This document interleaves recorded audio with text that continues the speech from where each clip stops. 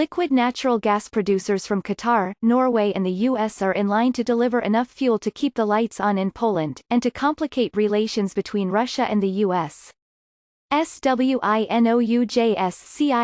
Poland, gargantuan tankers pull into this port on the Baltic Sea twice a month, ferrying liquid natural gas from producers in Qatar, Norway and, increasingly, the United States.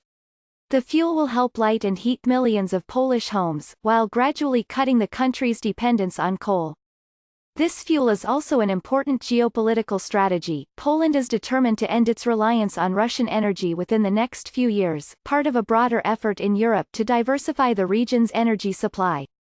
Relations with Russia have been unsettled, sometimes perilously, over political differences as well as the role of Poland, a former Soviet satellite, in NATO. The country has found a ready replacement in the United States, which has an abundance of natural gas from the shale boom and a political incentive to ease Russia's chokehold on Europe. Once it is chilled into a liquid, natural gas can be shipped around the world.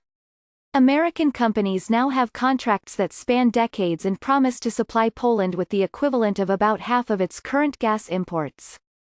Given a choice of suppliers and a good commercial deal, Poland was happy to buy American, said David L. Goldwyn, who served as the State Department's international energy envoy in the Obama administration and now heads an advisory firm, Goldwyn Global Strategies. Poland's resolve is etched in this port in Świnoujście. 10 years ago, a conflict between Russia and Ukraine left Poland and some of its neighbors in the cold when the Russian energy giant Gazprom shut down a critical pipeline for 3 weeks over a politically tinged pricing dispute. Much of the gas that Russia exports to Europe flows through Ukraine. This 2009 shutdown spurred Poland to build the terminal, which cost an estimated €1 billion, some financed by the European Union. The facility is named for Lech Kaczynski, the Polish president who died in a plane crash in Russia in 2010, a loss that hardened anti-Russian sentiment in Poland. The strategy of the company is just to forget about Eastern suppliers and especially about Gazprom, said Peter Wozniak, president of PGNiG, a listed but state-controlled company that dominates Poland's gas market. For us it is a new world, Mr. Wozniak added. If I pay to Americans, I pay to my NATO allies. There is a sense of purpose and camaraderie among the 90 or so people employed inside the tightly guarded 100-acre compound in this picturesque harbor town. Many have moved to the area recently and say they have bonded, helping one another with chores like home repairs. We know that the terminal plays a very important role in the energy security of Poland, says Grzegorz Bledowski, the deputy director of operations, adding that the plant can quickly pump out enough natural gas to meet any interruptions in supplies to Poland.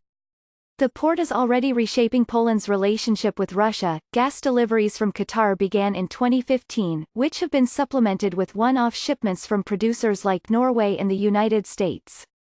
PGNiG says the liquid natural gas shipments rose by almost 60% last year compared with 2017, squeezing imports from Russia and the East down by 6%. Russia currently supplies roughly half of Poland's fuel. In the last 6 months, 3 American companies, Cheniere Energy, Venture Global LNG and Sempra Energy, have all signed long-term agreements with Poland. The financial terms of their deals have not been disclosed and some depend on export facilities still to be built. But the expected shipments to this country of 38 million people could generate billions of dollars of revenue for the American suppliers. The attractiveness of LNG is its flexibility, said Anatol Fegan, Cheniere's chief commercial officer. If all sources prove successful, Poland will have more than enough gas to replace its flow from Gazprom. 2 of the American contracts also allow the Polish energy company to accept cargoes from the companies and then sell the gas to other markets. In an interview in his Warsaw office, Mr. Wozniak, a geologist and a former economy minister, portrayed Gazprom as both predatory and unreliable.